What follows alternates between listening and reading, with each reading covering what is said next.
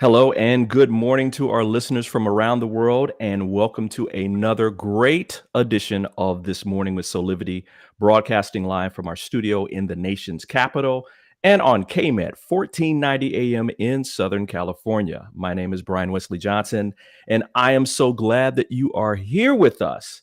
I'm joined today by some very special friends and Soulivity host, Candice Harper and Tami Gaines. Good morning to both of you.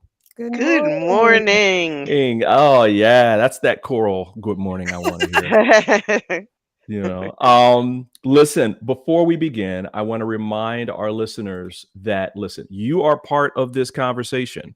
We want your questions, your comments, your thoughts. If you are live with us on Facebook or YouTube on our social media channels, you are able to chat with us. So just post directly to those chats and let us know what you're thinking. Additionally, let us know where you're coming from. I mean, if you're in overseas, if you're in Europe or Asia, please let us know where you're from so we can do some shout outs to you. I want to jump right on in because, ladies, when we were putting this show together, I have to tell you, my heart was low. Mm. I still can't believe my eyes. And so, Tami, I'm going to have you take us into this latest story from Philadelphia. And I want to warn our audience that some of the subject matter that you're going to hear about may not be suitable for young children. So just wanted to make sure that we said that. So I'll hand it over to you, Tami. Yeah, thanks, Brian. Good morning again.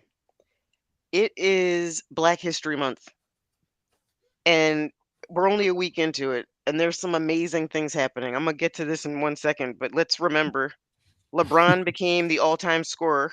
Yeah. Yeah. Beyonce won 32 Grammys. Yep. Yep. Viola Davis became an EGOT. Yes. Ben Crump had St. Thomas University Law School named after him. Yeah. The Yeah. first practicing Black attorney to ever have a law school named after Yes. him. Oh, We got wow. the first Black governor of Maryland, Mm-hmm. Yeah. and for the first time in history, two Black quarterbacks are facing each other in the Super Bowl. Right. This has been Right. an extraordinary week, Yeah, Yeah. making Black history. making Mm-hmm. Black history, and then this happens. Yeah. Right. Right. So, three white girls in Philly who are in high school. Like, let's level set. These aren't grown people. These are kids in high school. The one girl sprayed black spray paint in another girl's face while another girl was videotaping the whole thing. Mm, mm, mm. And she was why she's spraying the paint. She says, "You're a black girl. You know your roots. It's February. You're nothing but a slave." And after this, she's doing my laundry. Yeah. Ooh. And everybody starts laughing. And the girl that got her face painted said, "I'm black and I'm proud." Mm. Wow. And you know, I remember I saw this yesterday and I literally dropped everything and I stared at the TV like, "What?" Um, Mm, mm, and mm. as crazy as that is, the school literally was like, "Well, they're going to face disciplinary action. They'll get suspended. They might, you know, uh whatever." Like it's the most ridiculous reaction to this incident. The school basically is saying like, "Oh, it's unacceptable and we're not sure what we're going to do about it at this point." Wow. Yeah. Wow. Um Wow. yeah, and it's funny just to by comparison, there was a white girl at a University of Kentucky, Mhm. who apparently was a complete racist, and they just permanently banned her from campus. Mm. They immediately were like, "You are not allowed to step foot back on this campus." Was that the one that tortured her roommate? Is that the one you're talking about? I don't know. Talk about that. Well, I, I'm not really sure if it's the exact same story, but there's a story from a few years ago, where a young white woman tortured her roommate, who was a young black woman, and just by doing the most disgusting things. And she was banned from campus and expelled from the Yeah. school. Well, I Now won't. this woman was just apparently slinging the N-word all over campus, and there was enough Wow. complaints that the president like finally kicked her out, Mm. Yeah, and she's facing criminal charges. Well, as she should. yeah. I hate Okay, criminal. and then we get back to high school. I have a high schooler. Um, Absolutely. Not only is it unacceptable behavior, but I feel like it's an unacceptable response to the behavior. Of course. Yeah. I think so too. I had an argument for why CRT is necessary, Well, right? Speak on it. hello. Or at least, at high school, the pathway to understanding CRT, right? Yeah. But which is basically just history. In fact, let me just put this in context for those of you who may not know your history. You should know this history, by the way, but that's just me saying that. If you go to history.com, they have a great article on the history of blackface in America. And they say, just bear with me here. The portrayal of blackface when people darken their skin with shoe polish, grease paint, or burnt cork and paint on enlarged lips or other exaggerated features is steeped in centuries of racism. It peaked in popularity during an era of the United States when demands for civil rights by recently emancipated slaves triggered racial hostility. And today, because of blackface's historic use to denigrate people of African descent, its continued use is still considered racist.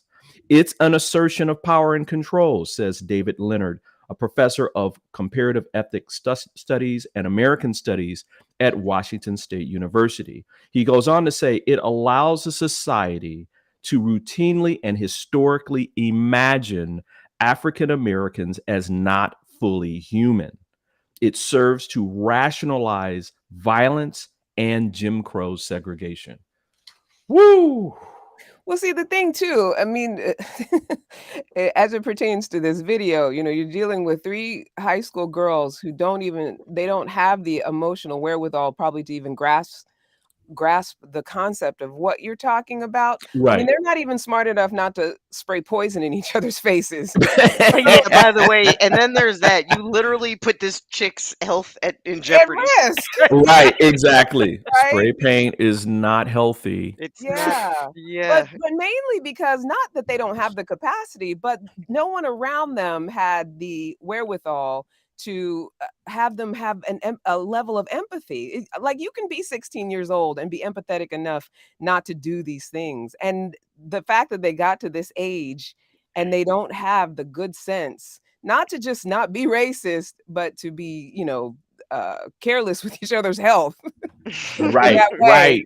Yeah, Right. whose idea was that? Who was like, let's go buy some black spray paint? Spray paint and spray it in my friend's face. Yeah, that's a great idea. Who's guiding these Maybe children? they're Like, just fundamentally stupid. yeah.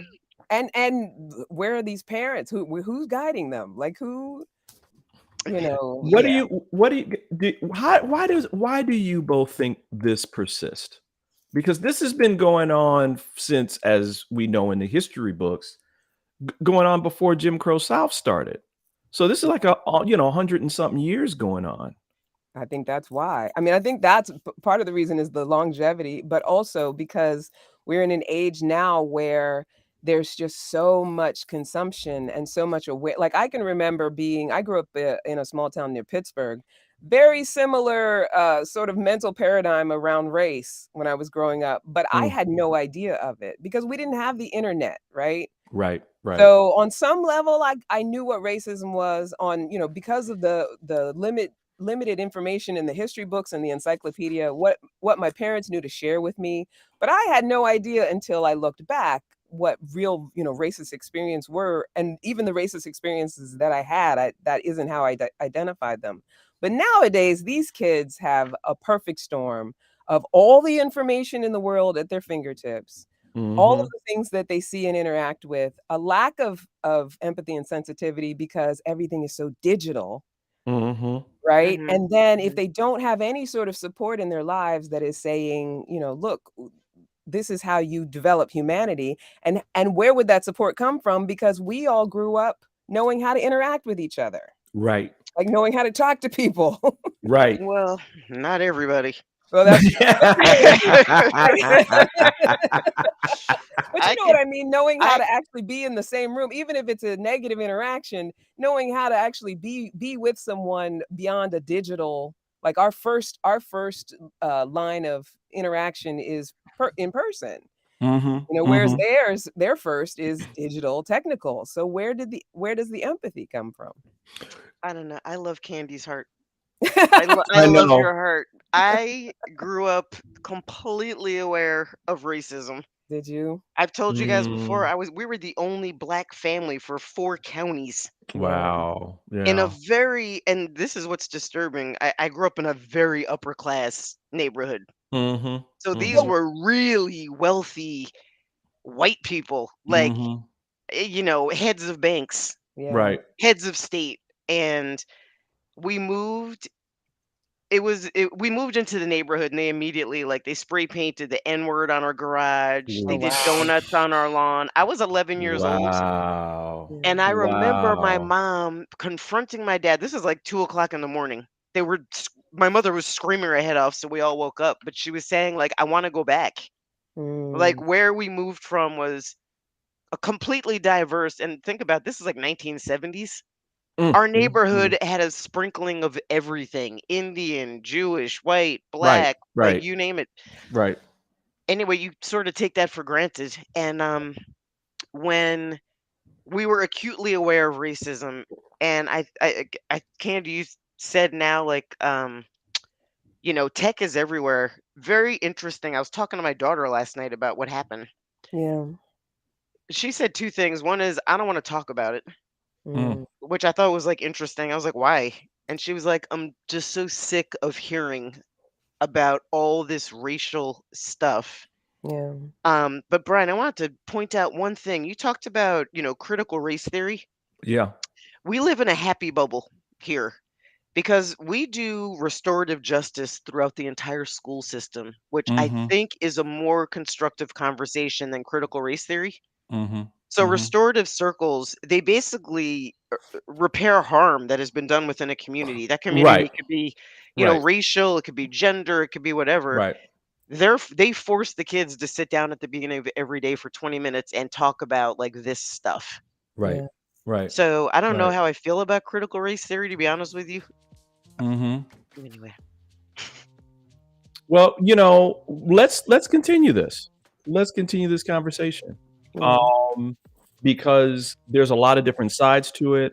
I think in the next on the next segment, I think we want to talk a little bit about something that's you're talking about, Tami, and that is what effects are these stereotypes and this behavior having on our children, Mhm. specifically children of color, because they're the ones who are, being the victims of Yeah. this racial hate and trauma because Mhm. it's traumatic, It is Yeah. right? traumatic. It It's still is. traumatic. I'm an adult and I'm still traumatized by some of R- that r- stuff from when I was right. little. So how in the heck are they like even coping with it, right? And so we're going to take a quick break, everyone, and we'll be back with more of this morning in about 2 minutes. Have you ever asked the question, if I was to be anything, what would I be? Regardless of money, regardless of status, beyond popularity and fame. Living your passion, feeling your life has purpose. Soulivity is a space to nurture that which lives in all of us. A place where work can become play, and doing what we love creates the dreams of a lifetime.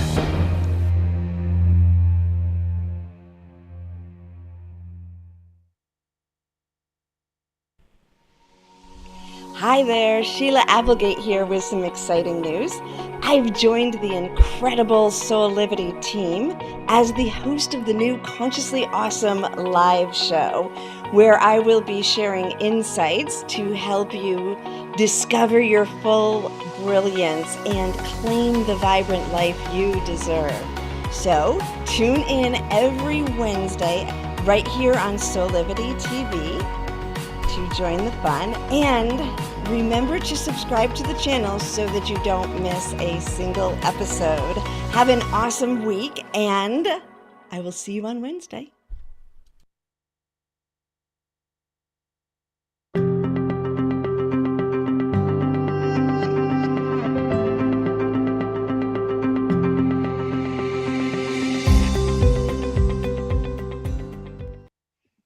And we're back with more this morning with Soulivity. I'm joined by Tami and Candice. We're talking about negative racial stereotyping, racial hate, trauma, and its effect on children. And Candy, I'm going to go to you because I think one part that we were talking about the other day when we were going to take this topic on is how this is affecting our children, right? Specifically African-American children and other children of color.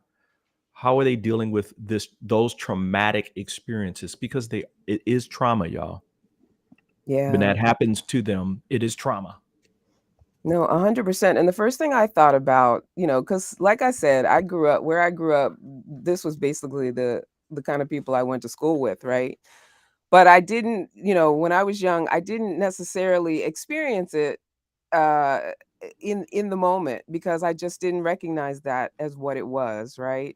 But what I feel now with children today, and what's so important, is that there's this thing about the ability to develop uh good emotional intelligence and your mental health, right, as you're dealing with something that's traumatic, or as you're going Mhm. through your early years.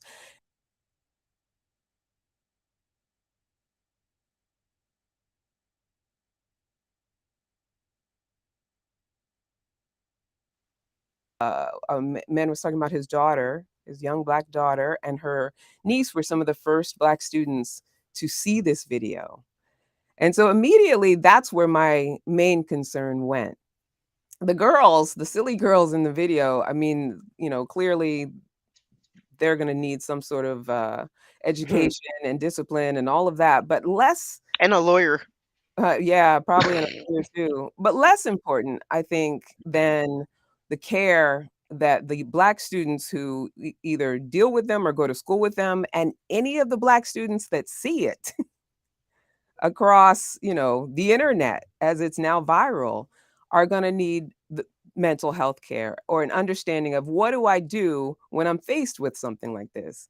Because I think what it can potentially do is just harden and steel us to, well, this is just the way it is. These people, this is just how it's going to be, and now I just have to suck it up and sort of trudge through life. And I think it's very important that we acknowledge that there's many things that can be done to not fix racism, mitigate it, but actually understand how you can control what role it's going to have in your life, right? And by that, I mean, you can control actually taking care of yourself and what support you're going to need in order to be able to be faced with these kinds of things, because obviously it's a reality in our culture. Right. So I found this really helpful list from youngminds.org. It's a website from the UK, and it's structured to help young people with their mental health. And, it just talks about all the possibilities. But as I was looking at it, I was like, these are also good for adults to be aware of, because we need to be that space, that safe space for, loving young people through the experience of racism. And some of the things it talks about are like, speaking to someone you trust when you're faced with something that feels, traumatic, or feels negative, or hurts your sensibilities, like anything that makes you feel as though someone is biased or hateful towards you. Having someone to speak to who's older and can hold space for that. And I think as adults, what we often do is maybe minimize the Mhm. experience. Because like I Mhm. was saying earlier, for me, up to at least 10 years ago, I had minimized my own experience of it. Right, That's what I right. was trying to illustrate earlier, is that it's not that I never saw anything racist. It's that when I was young, I wasn't aware enough to realize that's what it was until Hmm. I got older. So, I think we naturally, part of our resilience through racism is, well, just keep going. It's not that bad. And I think that's something we have to be very careful of with young people, to be a space for it is that bad. And you do need the support. So Right. Yeah, go do ahead, you, Tam. you know, I love what you're saying. I think it's very, it's on point, right? It's very academic, Mm. but then there's the reality of, sorry, excuse me. I think that we should not underestimate, my daughter is saying, I don't want to talk about this. I'm exhausted from this.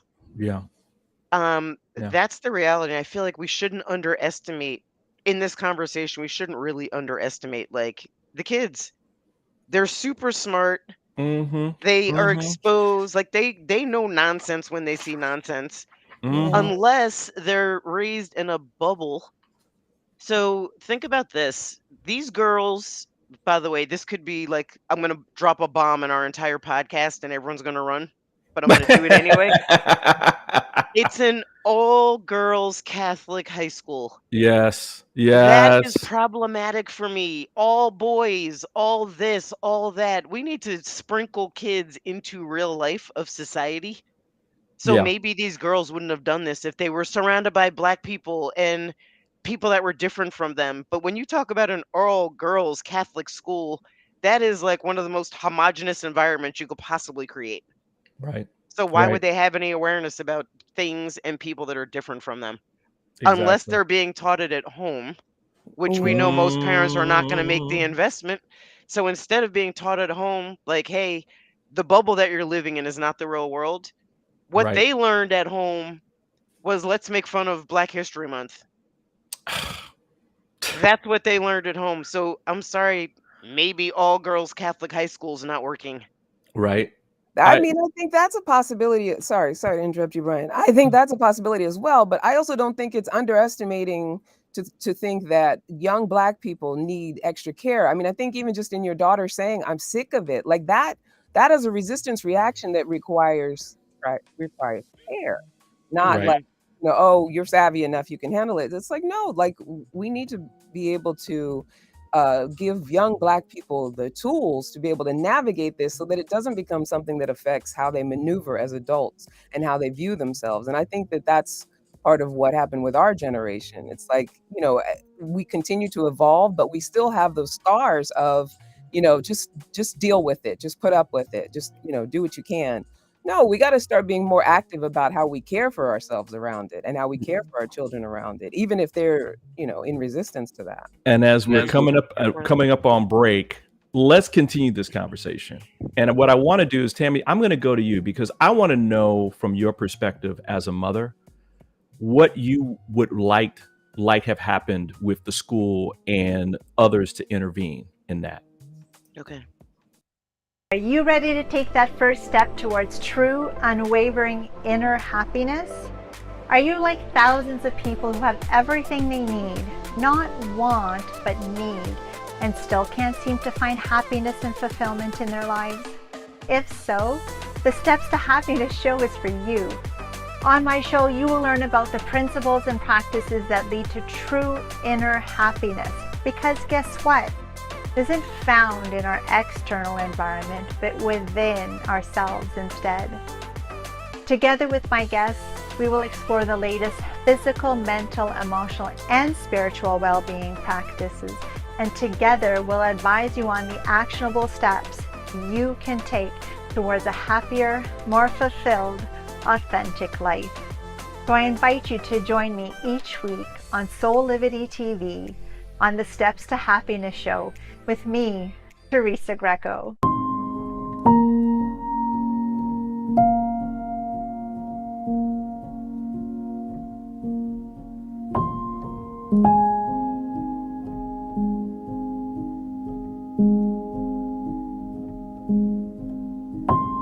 You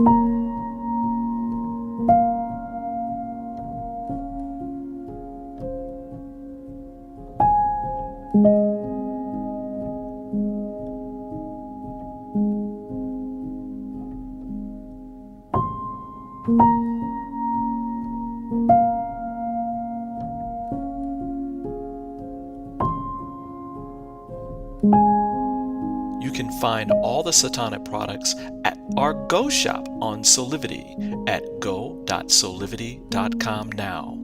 Shop for beauty products, skincare, hair care. It is all there at the Go shop. Go shop Soulivity.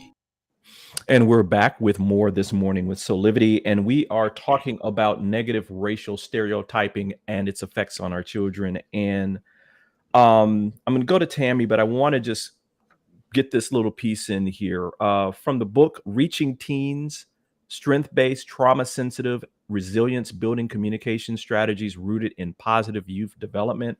There's this one little piece that kind of encapsulates like what I want to talk about next, and that is racism exerts profound effects on youth identity development, lived experiences, and lifelong health.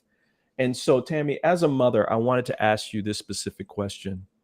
If if that was your daughter in that particular situation, how would you want the school to intervene? Yeah, that's such a great question, Brian. Immediately, I would think, listen, it's beyond tragic what happened to Tyree Nichols. Yeah.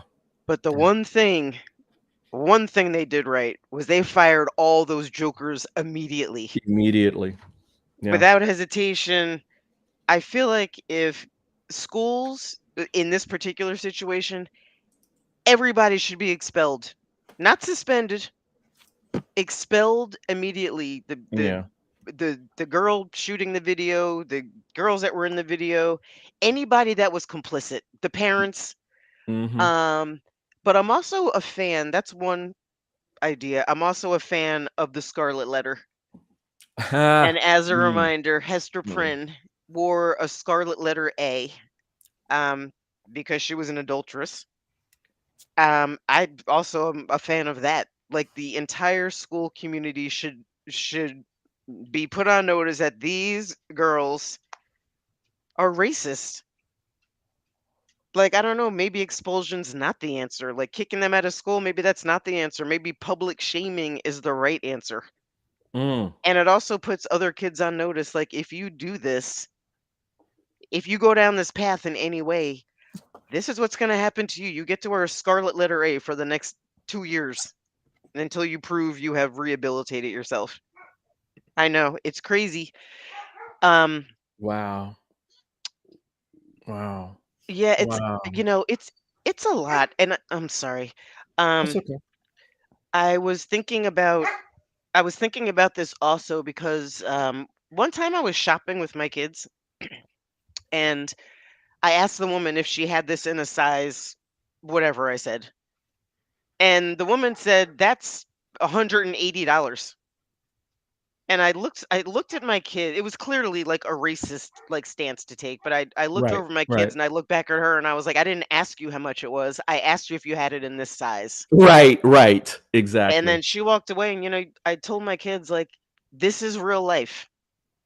Like, there are some people that are never going to advance with the rest of society. They're always going to be rooted in hatred and racism and white supremacy. Like, we're never going to eradicate it. It's never going to happen. And I'm, by the way, a generally optimistic person. Right. It's real world. So I don't know.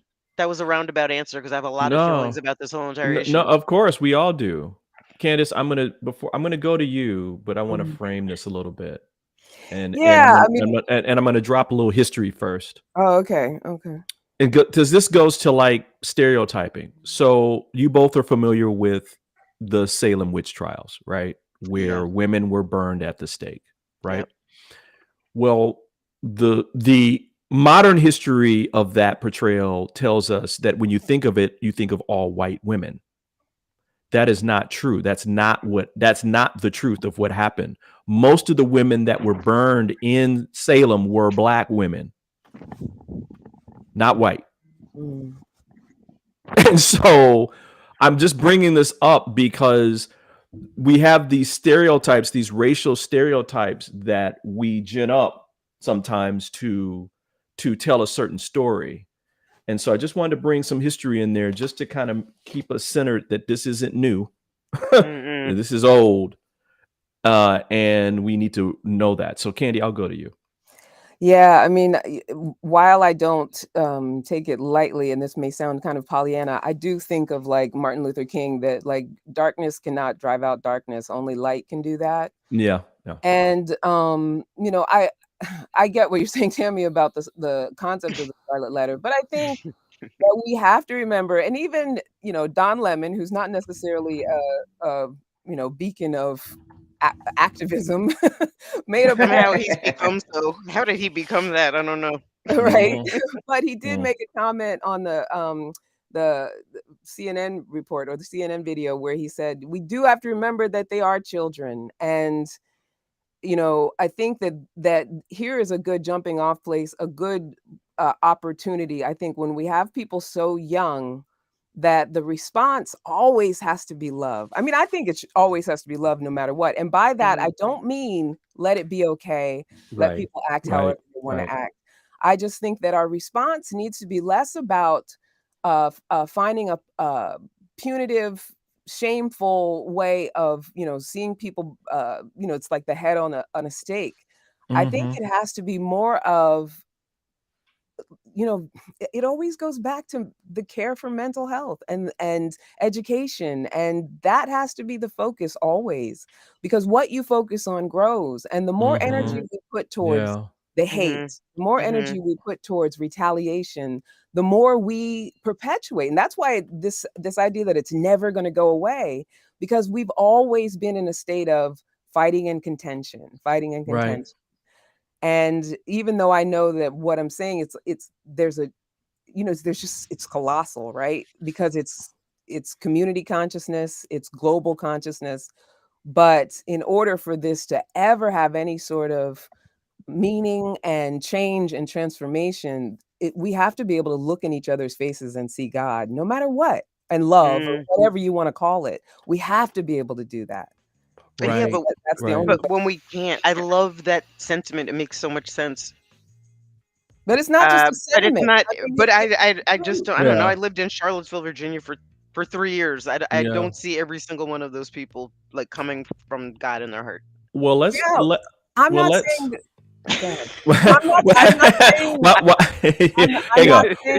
I'm not saying that it's, you know, like we're looking in hindsight, right? You don't see that because that's what you experience. But I'm saying that's the practice. Because none of us can do that perfectly, right? But that's what we're here to practice. That's why any of this stuff exists. That's why hate exists. That's why negative things happen. That's why people die tragically. It's because it's part of our human experience. And so what the practice is how do we become closer to whatever we think is God, love? You know, we're talking about children who are at a religious school. Right. So let's talk about that. Let's talk about how do we support folks in shifting and moving into another space.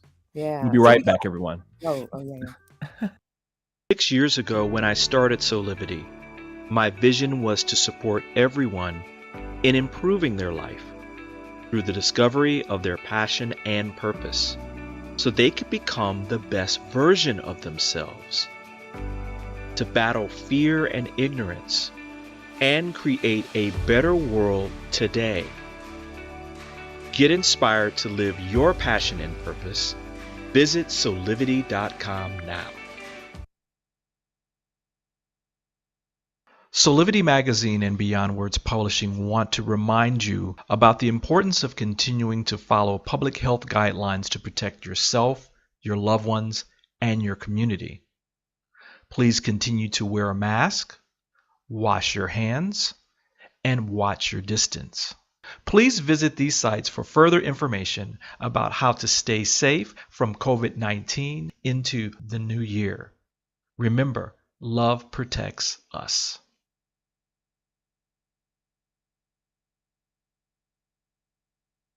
We work so hard sometimes. Isn't it time for a break? Take a walk. or enjoy nature, or maybe a leap, or a ride, or even a dip. Spending time with a friend, or some time alone. Whatever it is, always spend time growing and learning with a Soulivity weekend. Every Saturday at 10 a.m. Eastern, right here on Soulivity TV. Woo! We are having a great discussion here on This Morning with Soulivity. I am joined by my beautiful guest and host, Tami Gaines and Candice Harper.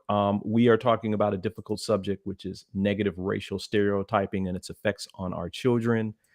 And I love the ending of our last discussion, because we were talking about basically how do we start fixing this? How do we start changing the paradigm of how children view each other, how they relate to each other? And then we have parents that know how to do that after that, right? So they grow up to be parents that are tolerant of other people, so we can have a diverse and inclusive society. So, Tami, you were saying something about this. Yeah, so I think this is a good start. It's certainly not the answer, but specifically as it relates to kids, where I live, they implemented restorative justice circles.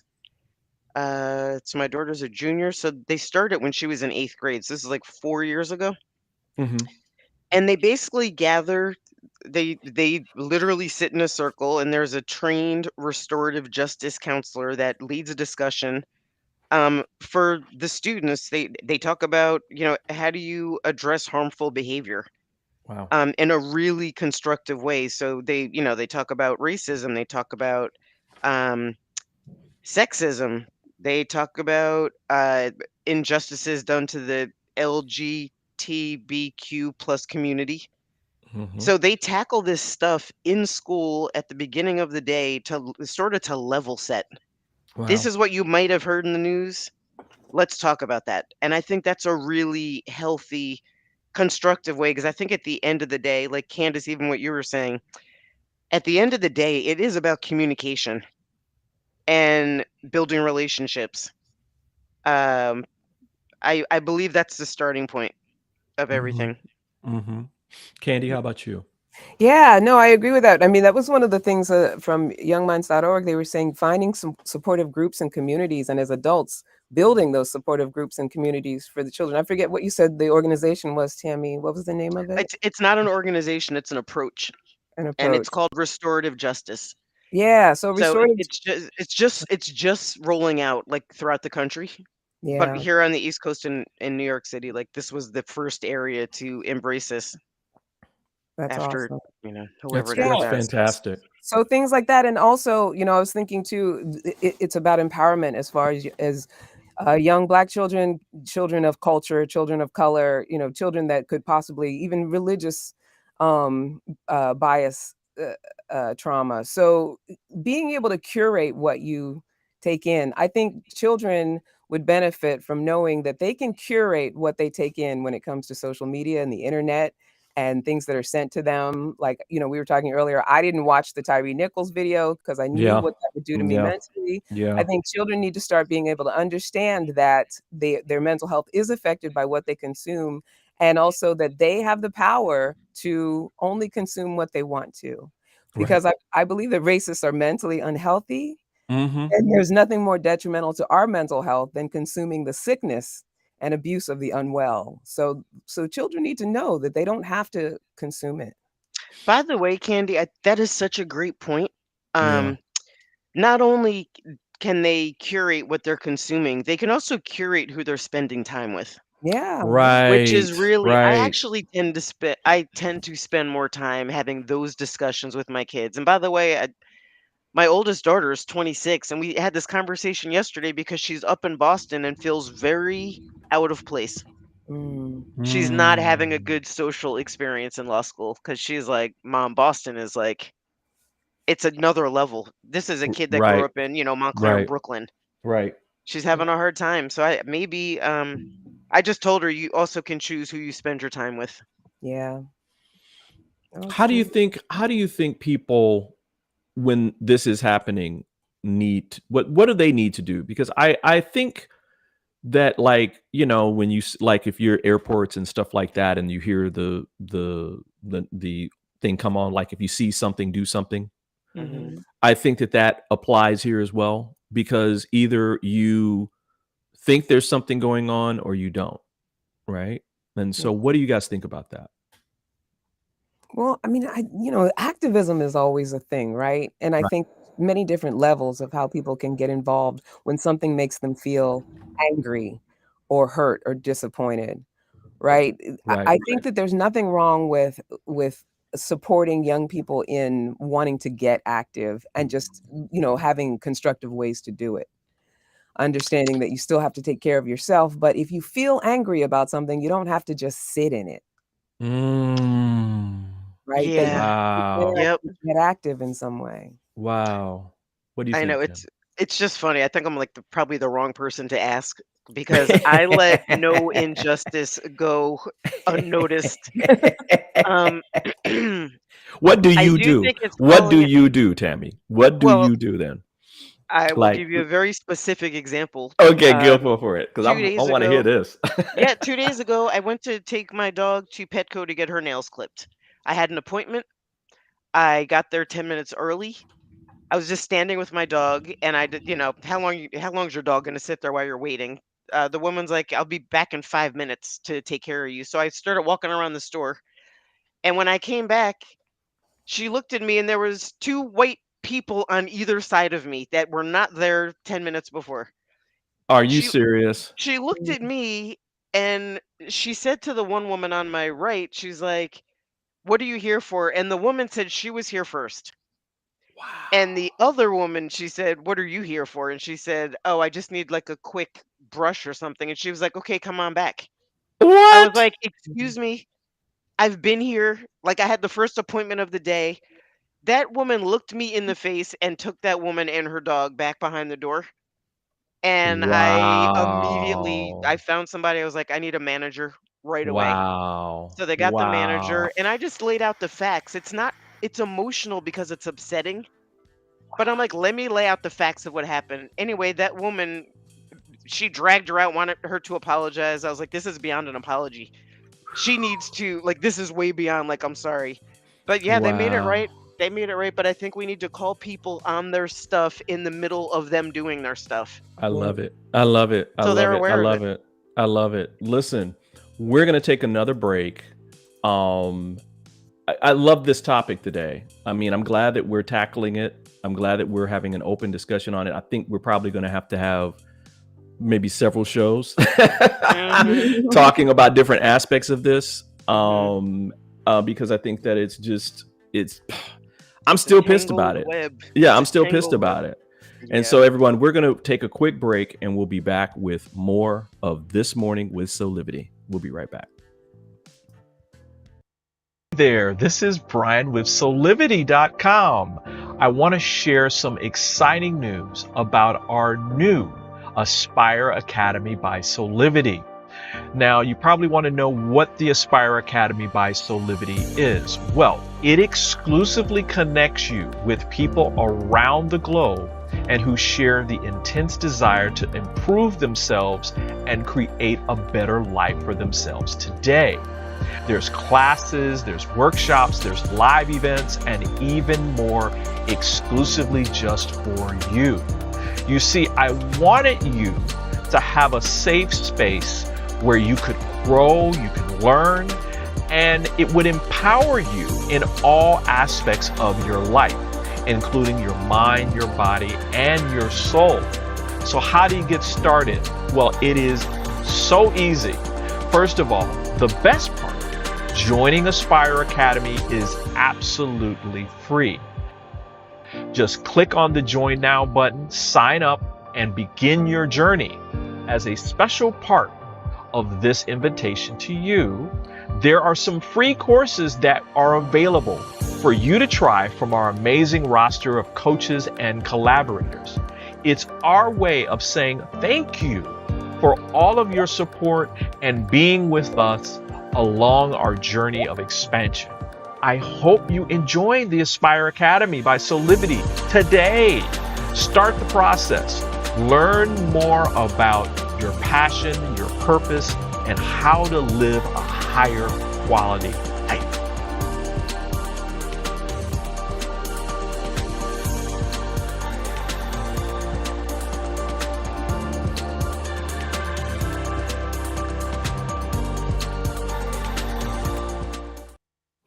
And we're back with more of This Morning with Soulivity, and I'm joined by my host, Tami Gaines and Candice Harper. Unfortunately, we're running out of time to talk about stuff today. This was a fantastic topic.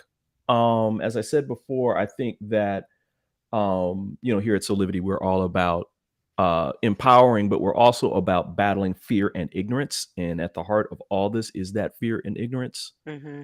And we can't let it stand anymore, everyone. We can't let this just go by. We've got to make a change, because we just keep perpetuating it with incidents like this, where you have young white Catholic girls making fun of a Black student in Black History Month. Mm-hmm. And they know it. They knew it was Black History Month, because they said it out of their mouth. And they sent the video to Black students. Directly. Directly. And see, that cannot be tolerated. That cannot be, and that's not like, oh, their kids are being kids. No. It's a very long road. We've been walking this road for hundreds of years, right? Exactly. It's a road worth walking. But I don't want to be a pessimist. That's why I said before, I don't see this being eradicated anytime soon. I think we just need to be committed to the walk. Absolutely. Tami, guess what's coming up on Monday? My Tami Talks podcast. Absolutely. Who's going to be on this week? Super excited. So, so once a month, I'm going to have my good friend Sharon Weber join me. We both have kids with special needs. There is a giant community of people, individuals, and families that have a special needs person in their life, and that's an extraordinary level of support that they need, and it's sort of hard to find. So Monday's my first show with Sharon, and we're gonna really talk about how you build resilience when you are dealing with a kid, or by the way, an adult with special needs. It's just a different beast. Wow. So she's joining me on Monday for the first time. I'm super excited to dig into this, and I'm also looking forward to having that monthly conversation really focused on those families that need extra support. I love it. And Candy, you always have something going on. Well, I mean, always I have my coaching going on for sure. So there's, my one-on-one intensive, and also my podcast, Love Life Skills for Leaders. We have some things in the works too, Brian, that we're talking about. Yes, we are. Yeah. we haven't settled on anything. Well, we're talking about some things, so I don't want to put it out there. But I do want to make sure people know that I still have the promo code Soulivity50 if they want to work with me around coaching. Right. And they just need to go to CandiceHarperLoveCoach.com. CandiceHarperLoveCoach.com. Perfect. And what services do they get the 50 off of? I mean, the 50%. There's some specific ones. Particularly my one-on-one intensive, Love Life Skills for Leaders, which is 12 weeks. It's for women of culture, professional women of culture who want to create a love life that loves us back. And also I have a membership group that is the intensive, but with a community. And so they could get 50 off of either of those products. Candy, can I buy a gift card for those girls in Philly? Well, if they were even close to my ideal client.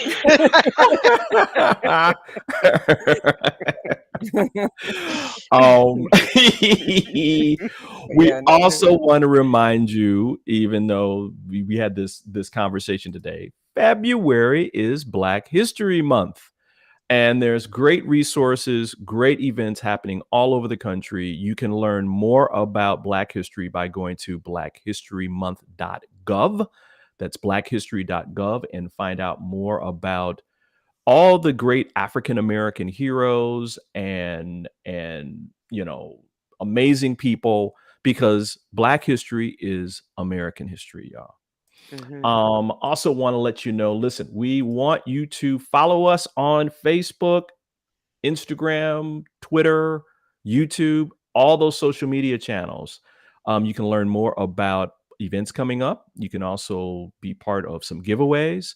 Also, if you go to our webpage, soulivity.com/this-morning, you can also sign up for our mailing list, where you can get even more access to exclusive content. Wow, this was another great show. I love it. I love it. I love it. Yeah, I have to give you two props. You are not afraid to take on big topics. Well, that's what we do here. That's what we do. Yes. Listen, on behalf of all of us, including my beautiful co-hosts, Candice Harper and Tami Gaines, I want to thank you for joining us for this episode of This Morning with Soulivity. We hope that you come back and join us every day at 8 a.m. for our live broadcast right here on soulivity.com. Or you can listen to the replay at 9 a.m. Pacific on KMET 1490 AM for all of you out on the West Coast. Listen, we will see you next time. Have a fantastic best life.